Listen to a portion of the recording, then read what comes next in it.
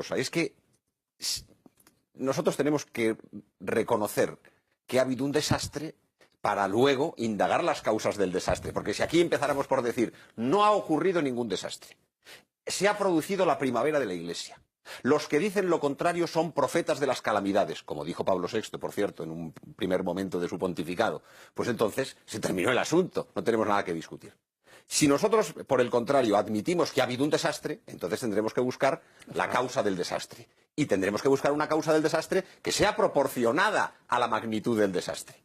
¿Cuáles son las causas proporcionadas a la magnitud del desastre? Pues para empezar, yo no puedo sino mostrar mi acuerdo total con don José Antonio. Es decir, la causa inmediata del desastre puede estar en el Concilio Vaticano II, pero hay unas causas mediatas. Es decir, hay que ir a la teología de la secularización, hay que ir al modernismo. Probablemente es el modernismo, cuando San Pío X en Pascendi, en 1907, dice del modernismo que se ha traducido como la síntesis de todas las herejías, y en realidad lo que dice es el colector de todas las herejías, que es un término bastante más severo todavía. Bueno, pues si el modernismo es el colector de todas las herejías y hay una secta en el interior de la Iglesia que es in sino gremuoque ecclesia, que es el que está promoviendo ese espíritu, eso es lo que luego se ve en la Nouvelle Théologie, es lo que Pío XII intenta atajar en Humani Generis en 1950 y luego don José Antonio lo llama la teología de la secularización. Es ese movimiento espiritual infiltrado en la Iglesia que intentó atajar Pío X, que intentó atajar de nuevo con claridad Pío XII y que en cambio nunca terminó de ser vencido, pero que emergió con particular fuerza con ocasión del concilio. Y entonces es donde hay que decir, aunque las raíces sean anteriores y muy profundas, el Concilio Vaticano II fue un desastre, el propio concilio fue un desastre como hecho histórico en su convocatoria, en su inicio, en su desarrollo, en su final, en su aplicación y en su interpretación, en su espíritu y en su intención. Y si me permiten, brevemente cada una de estas cuatro cosas. En su convocatoria, pues hecha de una manera acelerada, apresurada, 3 meses después de acceder al solio pontificio por Juan XXIII, de una manera no sé si suficientemente meditada.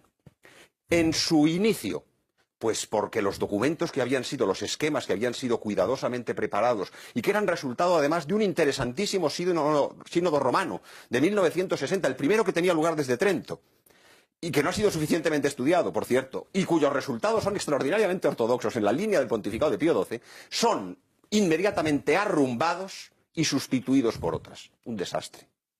En su desarrollo, porque las luchas que se produjeron, luchas además hasta desde el punto de vista humano, de una violencia, en ocasiones, cuando uno lee el libro de Ralt de Wildgen, El Rin desemboca en el Tíber, que es un periodista que no es un tradicionalista, es un periodista que describe lo que ha visto y que lo hace el año 67, es decir, inmediatamente, él no sabe la hecatombe que va a producir el concilio, él cuenta lo que ha visto.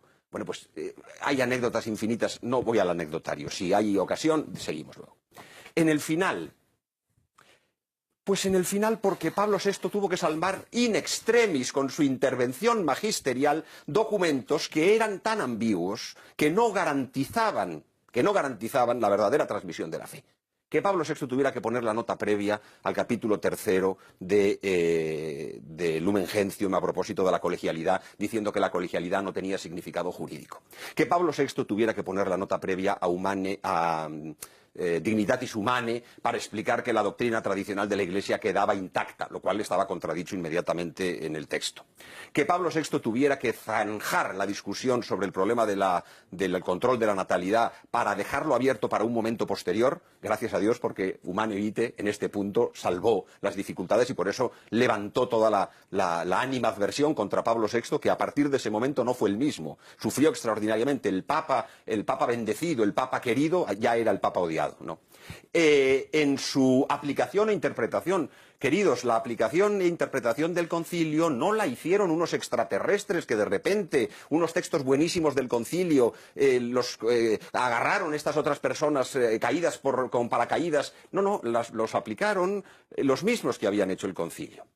En su espíritu, Claro, y en su intención, porque es verdad que Ratzinger ha hablado de un Gegengeist, de un contraespíritu que se habría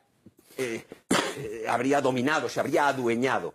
En realidad el problema es que el concilio, teniendo unos textos que en muchas ocasiones sociologistas, en otras ocasiones confusos, en otras ocasiones bellísimos, en otras ocasiones profundos, en otras ocasiones pasteleros, en otras ocasiones buenistas, en otras ocasiones... Es decir, es un conjunto heteróclito de cosas que además viene presidido por una intención pastoral.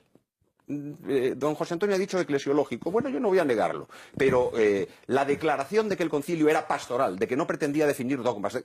Claro, lo que ocurre es que Pablo VI, cuando le escribe al arzobispo Lefebvre el año 75, le dice una frase verdaderamente terrible que pone los pelos de punta. Le dice que el Concilio Vaticano II es más importante que Nicea.